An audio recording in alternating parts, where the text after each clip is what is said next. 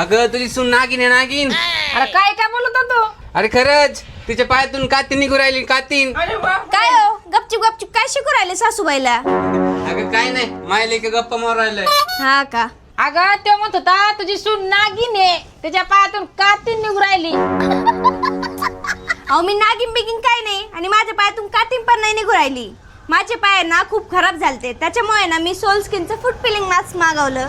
हे product use करणं ना खूप सोपं आहे. पाय पाण्याने धुवून घ्यायचे आणि सॉक्स सारखं आपल्या पायामध्ये घालून घ्यायचं. 90 ते 120 मिनिटं ठेवायचं आणि नंतर परत हे काढून पाय स्वच्छ पाण्याने धुवून घ्यायचे.